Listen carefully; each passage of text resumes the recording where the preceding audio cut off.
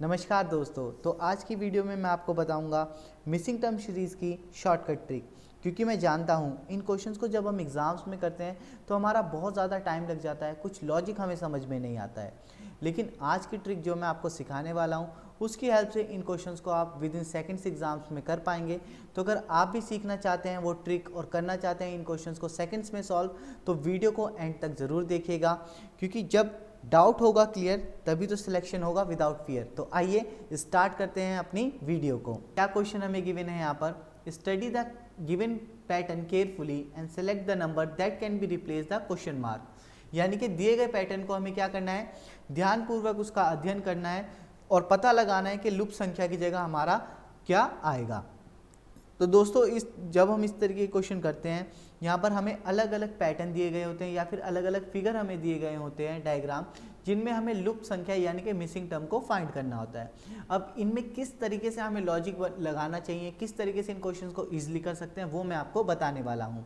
जैसे कि आप दिए गए पैटर्न को देख सकते हैं, यहाँ पर हमें नंबर दिए गए हैं 64, 36, 16, 512, 216 और ये वाला मिसिंग टर्म हमें यहाँ पर फाइंड करना है। तो देखिए, अब सबसे पहले हमें पता लगाना होगा कि इन नंबर्स के बीच में क्या लॉजिक चल रहा है। तो अब नंबर के बीच में लॉजिक किसी भी तरीके से चल सकता है। यहाँ पर क्या हो सकता है कि इस वाले नंबर का रिलेशन इस वाले नंबर के साथ हो, इस वाले नंबर का रिलेशन इस नंबर के साथ हो, या फिर इस नंबर का रिलेशन इस नंबर के साथ हो, या फिर इन दो नंबर के बीच में भी कुछ रिलेशन हो सकता है, इन दो नंबर के बीच में भी रिलेशन, और इन दो नंबर और इन दो नंबर के बीच में भी कुछ रिलेशन हो सकता है। तो सबसे पहले हम नंबर को आइडेंटिफाई करने की कोशिश करेंगे। इसके लिए हम क्या करेंगे, 64, 36, 16, 64, 36 और 16, यहाँ पर अगर मैं ध्यान से देखूं तो मैं क्या कह सकता हूँ कि इन नंबर के बीच में मुझे कुछ एक रिलेशन बनता हुआ नज़र आ रहा है। वो क्या रिलेशन है मेरा, जल्दी से आप लोग भी सोच के मुझे बताएंगे। क्या मैं ये कह सकता हूँ ये जो 16 है ये किसका स्क्वायर है, जल्दी से आप लोग बताएंगे। स्क्वायर्स आपको सबको याद होने चाहिए। ये 4 का स्क्वायर क्या हो सकता है, 16। इसी तरीके से मैं क्या कह सकता हूँ, 36 का स्क्वायर कौन होगा, 36 किसका स्क्वायर है, 6 का स्क्वायर क्या होता है, 36। और इसी तरीके से अगर मैं 64 की बात करूं यानी कि 64 की अगर मैं बात करूं तो 64 किसका स्क्वायर होता है, 8 का। तो यहाँ पर एक लॉजिक जो मेरा बैठ रहा था बिल्कुल सेट बैठ रहा है कि ये किस किस के स्क्वायर हैं, 4, 6 और 8 के ये स्क्वायर हैं। तो अब मुझे पता लगाना होगा कि इनका जो रिलेशन है वो दूसरे नंबर के साथ कैसा है। तो यहाँ पर अगर हम देखें 16 का और 512 का कोई रिलेशन बन रहा है क्या, तो कोई रिलेशन यहाँ पर मुझे नज़र नहीं आ रहा है। तो 4 और 512 का भी कोई रिलेशन नहीं है।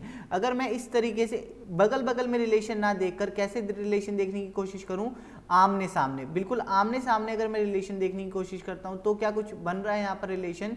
स्क्वायर्स एंड क्यूब याद होना बहुत ज़्यादा ज़रूरी है आप लोगों को।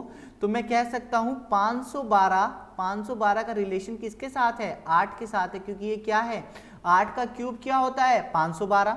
तो क्या यहाँ पर इस वाले का, इस नंबर का रिलेशन इसके साथ होगा, हाँ जी बिल्कुल होगा। तो यहाँ पर आप देख सकते हैं 36 के साथ इसका क्या रिलेशन बनेगा, 36 किसका स्क्वायर है, 6 का स्क्वायर 36 होता है। और अगर मैं 6 के क्यूब की बात करूं तो 6 का क्यूब क्या होता है, जल्दी से आप लोग मुझे बताएंगे। 6 का क्यूब होता है 216। तो यानी कि मेरा लॉजिक बिल्कुल सही बैठ गया है।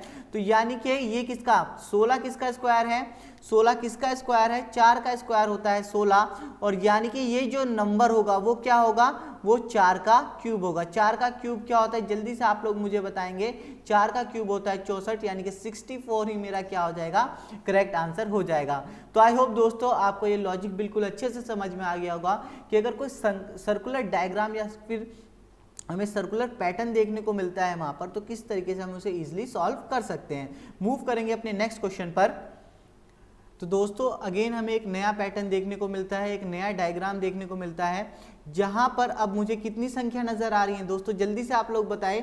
एक पैटर्न में मेरी 1, 2, 3, 4, 5 संख्या, और 5 संख्या के मैंने आपको क्या लॉजिक बताया कि किन्हीं चार नंबर में क्या हो रहा होगा, कुछ मैथमेटिकल ऑपरेशन लग रहे होंगे, और वहां से 5वां नंबर जो होगा वो क्या होगा, मेरा एक रिजल्ट होगा।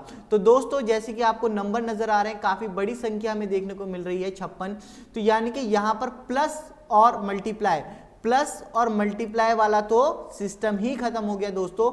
यहां पर अगर मुझे एक नंबर रिजल्ट में चाहिए तो मुझे क्या करना होगा, या तो मुझे कुछ घटाना होगा इसमें से, या तो मुझे यहां पर क्या करना होगा, माइनस करना होगा, या फिर दोस्तों मुझे कुछ डिवाइड करना होगा।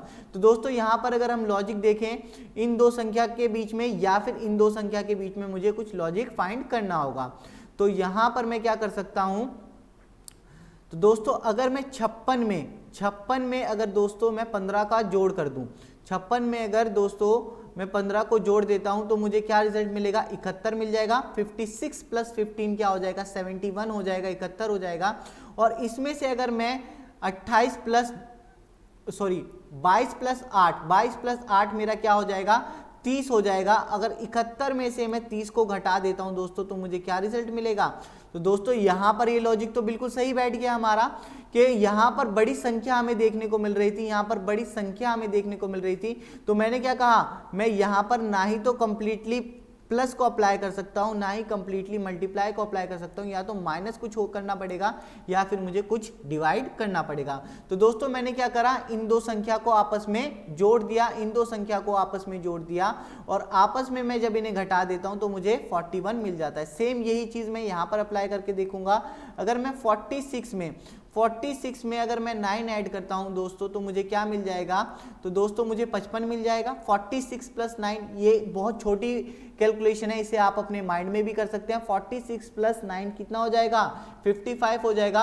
55 माइनस 10 प्लस 6 कितना हो जाएगा दोस्तों, 16। तो यहां पर आप क्या करेंगे, अगर 55 में से आप माइनस कर दें 16, बहुत छोटी कैलकुलेशन है, मेंटली अगर आप कर सकते हैं इसे, तो आपको क्या मिलेगा रिजल्ट, 39। क्या दोस्तों हमारा लॉजिक बिल्कुल सही है। तो आप कहेंगे सर लॉजिक तो बिल्कुल सही है, तो यहां पर भी ये लॉजिक हमें अप्लाई करना होगा।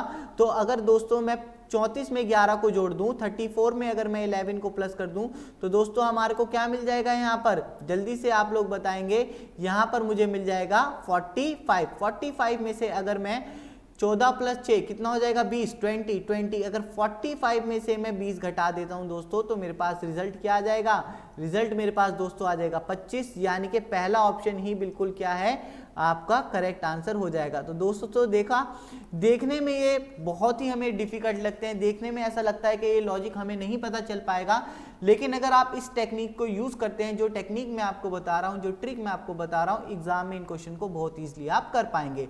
मूव करेंगे अपने नेक्स्ट क्वेश्चन पर। तो दोस्तों ये रहा हमारा नया क्वेश्चन, जिसमें अगेन हमें क्या करना है, दी हुई लुप्त संख्या को हमें फाइंड करना है। इस प्रश्नवाचक चिन्ह की जगह क्या आएगा वो हमें बताना है। ऑप्शन हमें दिए गए हैं 190, 255, 221 और 236। तो अब देखिए यहाँ पर इस तरीके की जो सिंगल पैटर्न वाली सीरीज होती हैं वो बहुत ही आसान हमारे लिए हो जाती हैं। अब यहाँ पर क्या है, सीधा सीधा ये सीरीज चल रही है, 7 से 15 हुई, 15 से बढ़कर 31 हो गई, 31 से बढ़कर 63 हो गई, और 63 से बढ़कर 127 हो गई, और जो अब आएगा नेक्स्ट संख्या वो क्या आएगी, वो इससे बड़ी आएगी। बहुत ही सिंपल हो जाती है इस तरीके की सीरीज, इस तरीके के पैटर्न हमें फाइंड करना।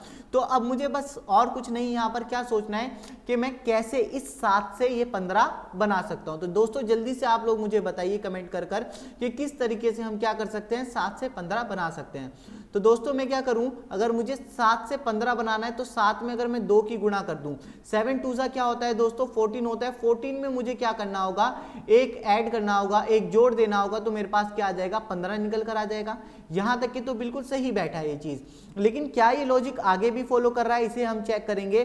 तो दोस्तों 15 में अगर मैं 2 का गुणा करता हूं, 15 में मैं 2 का गुणा करता हूं तो मेरे पास 30 आता है, और 30 में एक जोड़ दूं तो मेरे को क्या मिल जाएगा दोस्तों, तो मेरे को 31 मिल जाएगा। यानी कि लॉजिक बिल्कुल सही है। अगर आपने लॉजिक फाइंड कर लिया, 3 नंबर पे वो लॉजिक सेम फॉलो हो रहा है, 31 में भी अगर आप 2 का गुणा करें और एक जोड़ दें तो आपको क्या मिल जाएगा दोस्तों, 63 आपको मिल जाएगा। तो आगे आपको ये एग्जाम में इस तरीके से क्वेश्चन नहीं करना है। आप क्या करेंगे, यहां पर इस लॉजिक को लगाकर नहीं देखेंगे, अपना समय वहां पर बचाएंगे दोस्तों, और आप डायरेक्ट आपके अपने आंसर के लिए क्या करेंगे, 27 में 2 का गुणा कर देंगे और क्या कर देंगे, वहां पर एक जोड़ देंगे।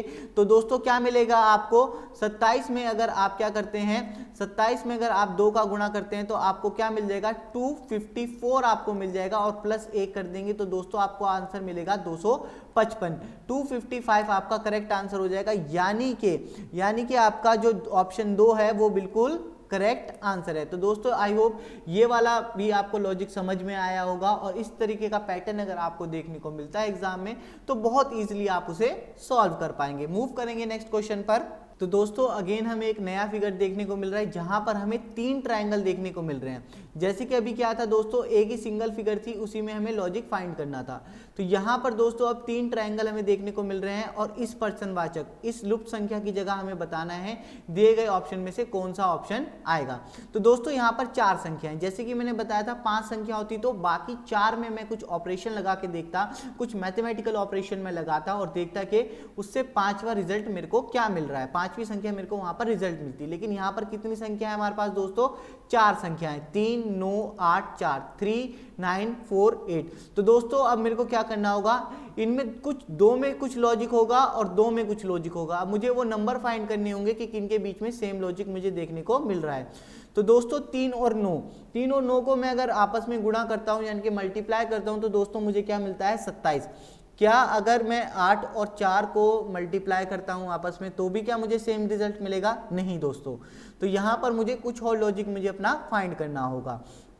तो दोस्तों और क्या लॉजिक हमें यहां पर देखने को मिल सकता है, तो दोस्तों क्या अगर मैं 9 में 3 जोड़ दूं, तो दोस्तों अगर 3 में मैं अगर 9 जोड़ देता हूं तो मुझे क्या रिजल्ट मिलेगा, तो मुझे रिजल्ट मिलेगा 12। और यही चीज अगर मैं यहां पर करता हूं, 8 में 4 का जोड़ कर देता हूं तो मुझे क्या मिलेगा, 12। यानी कि लॉजिक तो सही बैठ रहा है कि अगर इन 2 संख्या को जोड़ें तो भी सेम रिजल्ट आ रहा है, इन 2 संख्या को जोड़ें तो भी सेम रिजल्ट आ रहा है। तो क्या दोस्तों मैं अगर 4 और 7 को अगर जोड़ दूं तो मुझे क्या मिलेगा, 11।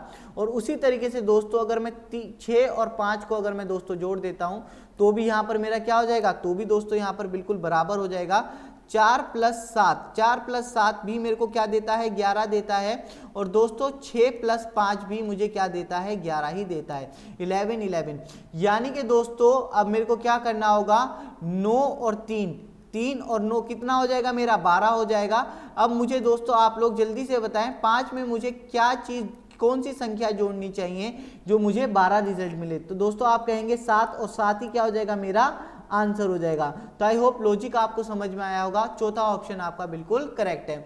तो इस तरीके से हमें, जब इस तरीके से 4 संख्या में दी होती है तो 2 नंबर के बीच में कुछ लॉजिक होता है और 2 नंबर के बीच में कुछ लॉजिक होता है सिमिलर।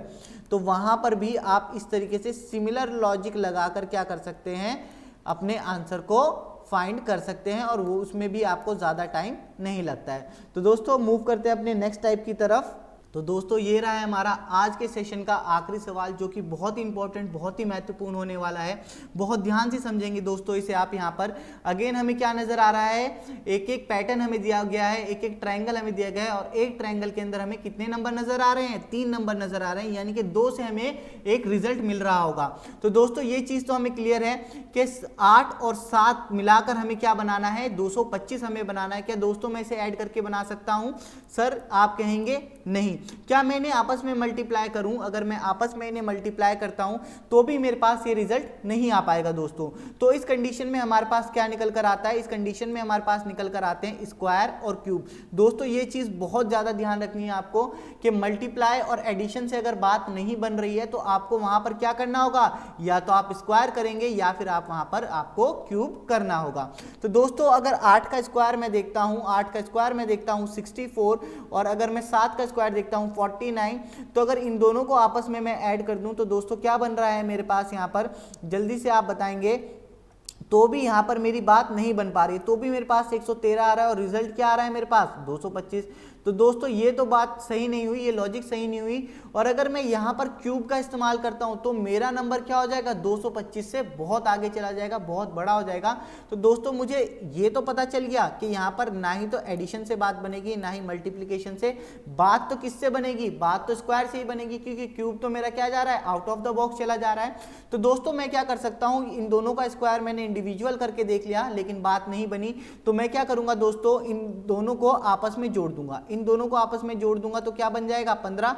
और 15 का अगर मैं स्क्वायर कर दूं दोस्तों तो आप कहेंगे सर यहां तो बिल्कुल लॉजिक सही हो गया, बात तो बनती हुई नजर आ रही है। यहां पर क्या हो रहा है दोस्तों, यहां पर 225 मुझे नजर आ गया। तो क्या यही लॉजिक यहां पर लग रहा है दोस्तों, 7, 4 और 3, 7, 4 प्लस 3 कितना हो जाएगा 7 हो जाएगा, 7 का स्क्वायर करेंगे तो क्या आ जाएगा दोस्तों 49, यानी कि लॉजिक बिल्कुल सही हो गया। तो क्या दोस्तों आपको ये बात समझ में आई किस तरीके से हम लॉजिक फाइंड कर सकते हैं इजीली? आप कहेंगे बिल्कुल हाँ सर, कि किस तरीके से हम किसी भी सीरीज को अब इजीली सॉल्व कर सकते हैं, किस तरीके से हम उस सीरीज के लॉजिक तक पहुंचते हैं और किस तरीके से उसे सॉल्व करना होता है। तो दोस्तों यहाँ पर 121 जल्दी से आप लोग मुझे बताएंगे, आपको रिवर्स ऑर्डर में चलना है। 121 किसका स्क्वायर होता है? 121 होता है 11 का स्क्वायर। और अगर मुझे 11 बनाना है, 6 में मुझे क्या जोड़ना पड़ेगा? अगर मैं 6 में 5 जोड़ दूं तो मेरे पास 11 बन जाएगा। 11 का स्क्वायर कितना हो जाएगा? 121 हो जाएगा, यानी कि तीसरा ऑप्शन बिल्कुल यहां पर करेक्ट है, यानी कि 5 हमारा राइट आंसर है। तो दोस्तों आई होप ये वीडियो आपको बहुत अच्छी लगी होगी। जो लॉजिक मैंने आपको बताया, जो पैटर्न मैंने आपको समझाया, वो बहुत अच्छे से आपको समझ में आए होंगे और आप इस तरीके से अपने एग्जामिनेशन में इन क्वेश्चन को इजीली सॉल्व कर पाएंगे। अगर फिर भी आपके माइंड में कोई भी डाउट रहता है तो कमेंट सेक्शन में आप उसे पूछ सकते हैं। और दोस्तों अगर वीडियो पसंद आए तो लाइक करना ना भूलिएगा, साथ ही साथ अपने दोस्तों के साथ इसे शेयर करना ना भूलें, ताकि वो भी इस वीडियो की हेल्प से अपने एग्जाम में अच्छे मार्क्स स्कोर कर पाएं। तो मिलते हैं दोस्तों अगली बार। अगर आपको इसका सेकंड पार्ट भी चाहिए तो भी आप कमेंट सेक्शन में बता सकते हैं। जय हिंद, जय भारत, मिलते हैं आपसे नेक्स्ट टाइम।